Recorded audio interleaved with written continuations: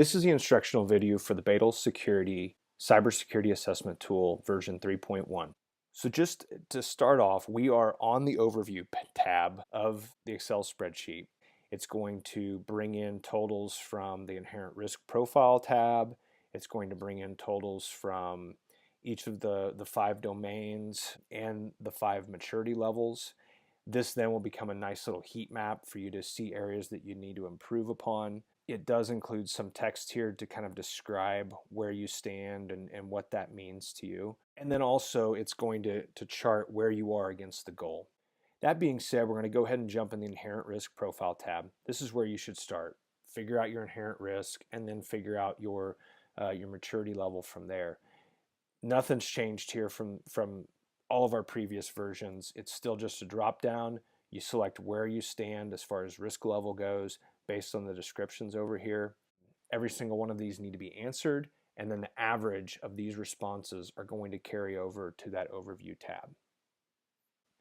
I want to come back to the Overview tab after completing the Inherent Risk Profile. One change that we've made since previous versions is on the heat mapping of the maturity level. As you'll see now, based on that Inherent Risk Profile, the evolving column has turned yellow. The requirement is baseline, but we're nearing the point of needing to be in evolving. And we did that as a heads up for you so that as you're completing this and you hit some of these different stages, that you know if it's red, you have to do it, you have to be at 100%. If it's yellow, it's coming soon, and it allows you time to prepare. So we're going to go ahead and jump into the Baseline tab. Immediately you can see there are some differences here. We've added risk grading abilities in columns D and E. Not a requirement, but it gives you the ability to risk rate any of the deficiencies that you have. When I say deficiency, I mean a statement that you've answered a no to. We did make updates to the responses based on the May 2017 update. The default is still no. You have the ability to answer yes. You have the ability to answer yes with compensating controls now, and like previously you have the not applicable. We did remove implementing. We felt like the yes with compensating controls took care of that. If you do answer yes with compensating controls, it gives you full credit for that answer, but it does highlight the comment column for that statement.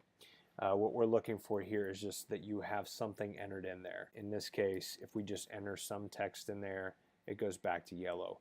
All it's meant to be is a reminder for you that you should at least document what those compensating controls are. If we go up here, like before, we can sort. We can just select the ones that we have compensating controls on. So if you're being audited or examined, you can do that.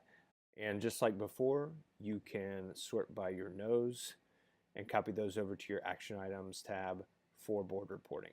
So just a few final thoughts here on the Overview tab. Anything under 100% in your required maturity level will show up as a red. Anything that hits 100% will turn green unless you haven't achieved 100% on the lower maturity levels. Keep in mind that yeses count toward these percentages, and yes with compensating controls count toward these percentages as well. Not applicable doesn't count toward or against you in any of these percentages.